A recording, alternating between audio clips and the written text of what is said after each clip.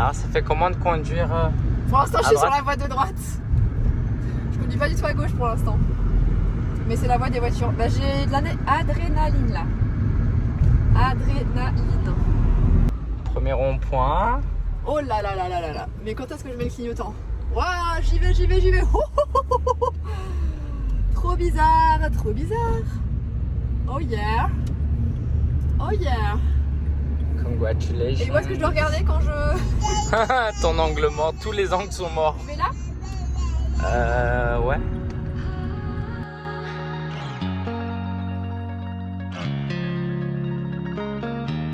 Hey les amis, je suis à Cambridge. Je suis au Royaume-Uni. Je suis là pour 2 jours pour le Long Haul Leader Summit avec Chris Ducker. C'est une grande personnalité du personal branding, de lancer un business en solo. C'est juste ces dernières années, il fait un peu moins de contenu, donc il est moins connu. Je l'ai déjà rencontré plusieurs fois. Je suis déjà allé à plusieurs de ses événements à Londres. Hier, on est arrivé. Il y a eu pile un marché de Noël qui a ouvert la veille, donc c'est trop chouette. Donc je suis avec ma famille.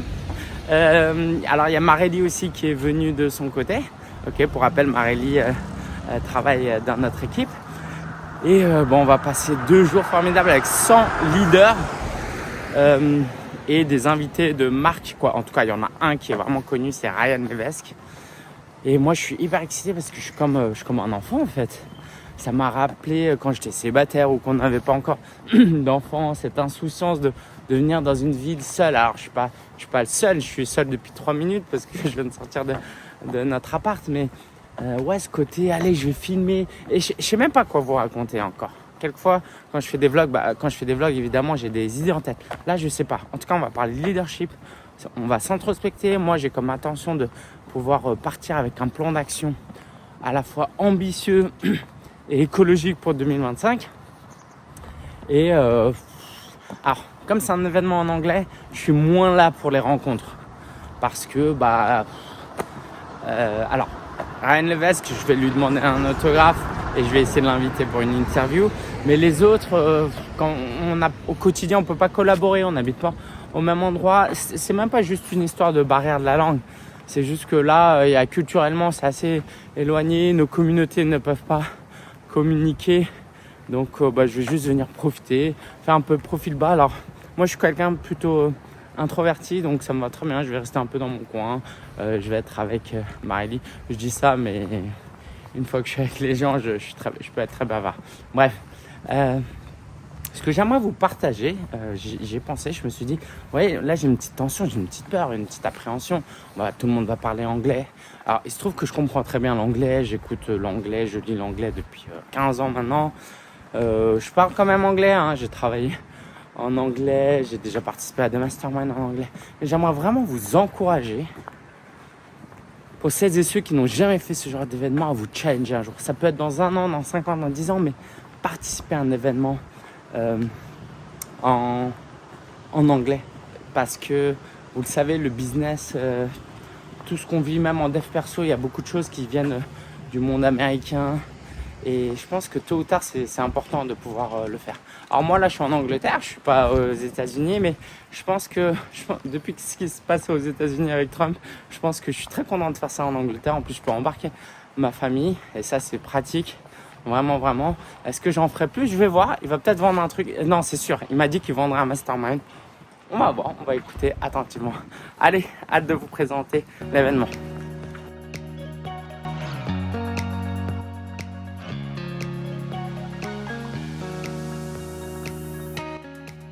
Session ce matin avec Chris Ducker qui nous a partagé comment il a fait une 2e dépression. Et ça m'a quand même marqué parce que tu le vois, il est super heureux, super épanoui. Et en fait, pendant le Covid, il a fait une dépression et il nous a partagé comment il s'en est sorti. Et tu vois, moi, j'ai toujours été en mode ça m'arrivera pas, c'est pas mon truc. Sous-entendu, je suis bien plus fort que ça, tu vois. C'est peut-être un peu prétentieux, mais tu vois, ça m'a quand même marqué, ça m'a fait réfléchir. Donc, c'est un sommet, c'est une conférence sur le leadership. Et quelquefois, quand on est bon dans certains domaines, on a tendance à se laisser un peu aller. Donc voilà, très bon rappel, hyper intéressant. On a eu aussi Chat, je ne sais plus comment elle s'appelle, qui nous a parlé de comment croître d'une manière efficace en déléguant. Et j'ai bien aimé une chose qu'elle a partagée, c'est cette idée que, vous savez, souvent on se dit, ouais, je ne veux pas te déléguer parce que, à quelqu'un parce que je le fais mieux que cette personne. Et elle a dit que faire des process, c'est ça. En fait, moi par exemple, je ne délègue pas autant que je le voudrais pour plein de raisons. Et en tout cas, une réflexion qu'elle m'a apportée qui était très intéressante, c'était cette idée que si tu veux que les gens fassent aussi bien que toi, et ben, tu écris tout le process et ils ne peuvent pas se tromper. Donc il n'y a pas de raison. La raison, les gens ne vont pas faire aussi bien que moi, n'est pas valable. Alors, certaines tâches plus créatives, c'est différent. Mais pour beaucoup de tâches plutôt opérationnelles, c'est le cas. Bref, on a une petite courte pause. On retourne vers une session mastermind où on va échanger avec les gens de notre table. Et puis midi, déjeuner avec la famille et Marie. On sort d'une session là avec une speaker qui nous a parlé de comment mieux s'organiser. Et en fait, ce qui est intéressant, c'est que avant, elle était très désorganisée aussi. Et ça donne du courage parce que sinon, on se dit, de toute façon, je suis comme ça et ce sera comme ça tout le temps. Donc moi, ça m'a pas mal inspiré. Ce genre d'événement nous permet vraiment d'avoir de l'inspiration parce qu'en fait, ce qu'elle nous a enseigné, il n'y a rien d'extraordinaire. C'était de très bons conseils, hein, mais qu'on peut trouver partout, dans un livre, sur une vidéo YouTube. Mais de rencontrer des gens en vrai, d'être focus, de voir quelqu'un de réel réussir dans un truc où nous on galère et qu'elle aussi a galéré avant, ça donne du courage. Allez, on a une dernière session et puis après, journée en famille.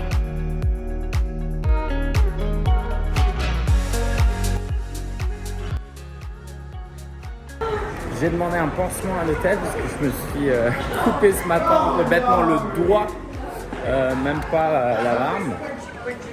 Et quand tu es dans un hôtel normal, entre guillemets, tu demandes un pansement, on te donne un pansement. Là, on m'a donné une lingette antiseptique et en plus, on va me donner un pansement. Et je trouve que c'est ce genre de petite attention où tu sens la différence. Et entre quelqu'un qui fait juste son job et quelqu'un qui vise l'excellence. Et ça, c'est le genre de petites choses qui m'inspirent. Alors, je ne loge pas dans cet hôtel, hein, mais le fait de venir à ce genre de lieu, ça permet de sentir ce genre de choses et de vivre certaines choses et d'être influencé par certaines choses. Donc, la leçon, c'est d'être proactif. Quand quelqu'un vous demande quelque chose, allez voir, creuser. Quand un client vous envoie un email, j'ai pas compris ça, allez creuser de quoi elle a besoin vraiment et pas juste répondre à sa question. Donc voilà, merci pour ça et je vais aller chercher le pansement.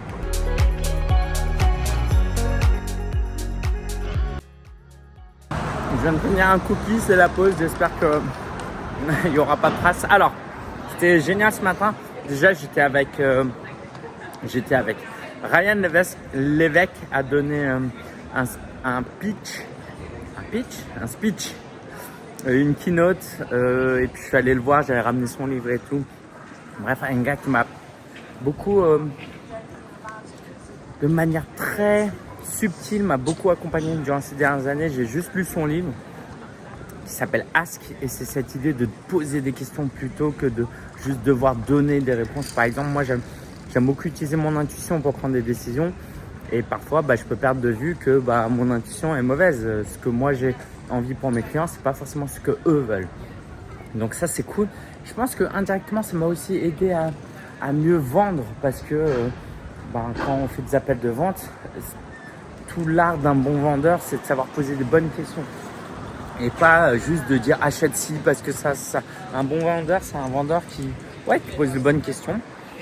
Donc je pense que ça m'a... Et je me demande même si avoir lu ce livre il y a 10 ans m'a pas aidé aussi à devenir coach. Parce que ça m'a aidé à voir que poser des questions, c'était important. Je crois qu'ils font du critère là-bas. Et en off, ça qui est top dans ces événements, et je me suis un peu ouvert l'esprit. Au début, j'étais un peu en mode vas-y, je viens, je fais mon associable. De toute façon, je suis pas là pour créer des partenariats, c'est pas mon monde. Mais du coup, je me suis assis à côté d'un gars qui fait partie du mastermind en plus. Donc, je lui ai demandé le prix et tout. et qui me raconte son business. Et donc 300 000 abonnés sur Instagram, il aide les gens à dessiner. C'est un tchèque en plus, c'est hyper inspirant, il fait tout ça en anglais. Et il me dit qu'il fait des sommets virtuels, mais genre son dernier, il a eu 25 000 inscrits, ce qui est genre énorme. Et il a fait ça différemment. Au lieu d'interviewer des gens, il a demandé à chacun d'enregistrer et de lui envoyer les trucs. Bref, tout ça pour vous dire qu'au-delà du conseil qu'il m'a donné, c'est l'autorisation qu'on peut avoir. Moi, par exemple, je me suis dit, on ne peut pas faire ça. Mais quelqu'un qui dit qu'il a fait ça et qui a réussi, tu dis, ok, en fait, je peux faire ça. Et je pense que faire partie d'un mastermind, c'est s'ouvrir l'esprit. Je pensais vraiment être quelqu'un d'ouvert d'esprit, mais quelquefois, ton esprit, il est ouvert proportionnellement à ce que tu vois qui est possible. Parce que voilà, je sais pas, tu peux pas juste brainstormer dans l'absolu, c'est compliqué. Tu as toujours un cadre et un repère. Donc voilà, ça m'a beaucoup aidé. Donc il m'a dit, alors à vérifier, il m'a dit que dans le mastermind, il y a 2 niveaux. Et il y a peut-être un niveau, c'est à 500 livres seulement par mois.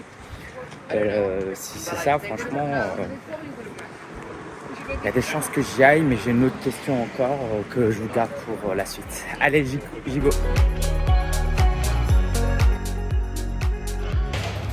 Alors, est-ce que papa est un bon papa?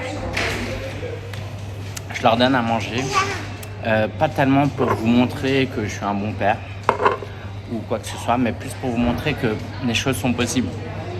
J'aurais pu très bien dire que je peux pas venir parce que Marina est avec les 3 bébés et 3 enfants, mais j'ai décidé de venir et trouver des solutions. Et là, la solution, c'est que Marina est avec Evie à la grande roue, Marélie les accompagne aussi. Et moi, je suis avec les petites pour un pause-déj, je mange pendant que je leur donne à manger. Et puis voilà, c'est très bien, je suis très content. Moi, j'ai mon temps à moi, au calme. Et puis en plus, je suis avec les jumelles. Donc voilà, je suis content. Et voilà. Surtout, ne vous dites pas, je peux pas venir à l'immersion, je peux pas m'inscrire. Trouvez des solutions parce que des solutions, il y en a toujours.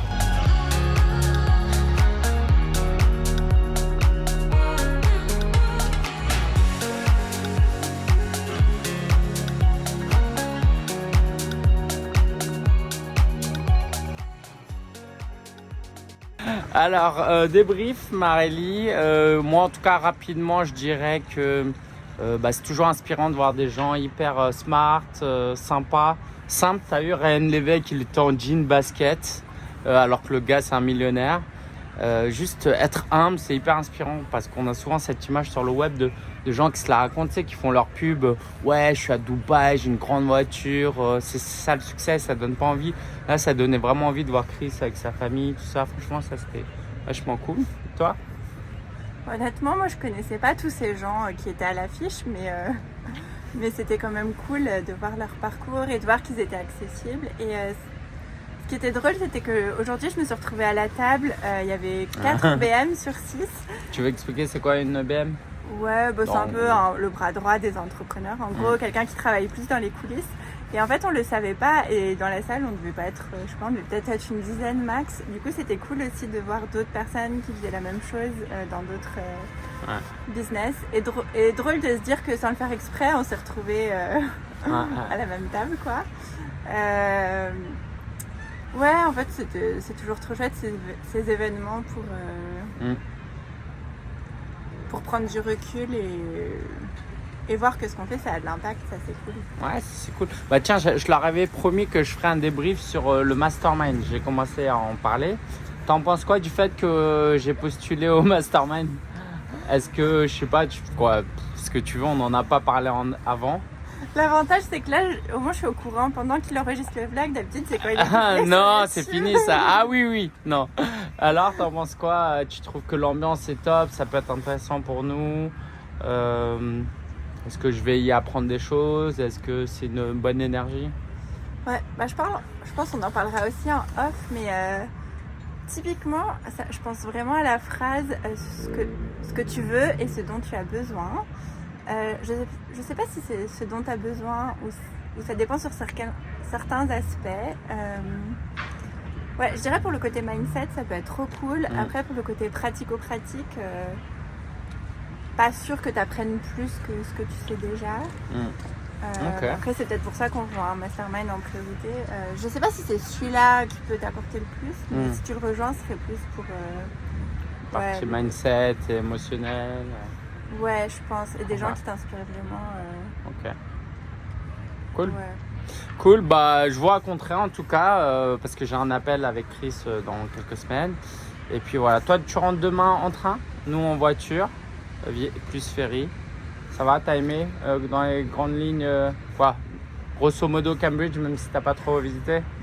Bah, j'ai fait la grande roue, franchement, ça c'était cool. Moi, j'ai fait un truc. Ouais. Voilà. Bon, on verra. À revenir, il faudra peut-être revenir une fois alors peut-être. Ciao ciao.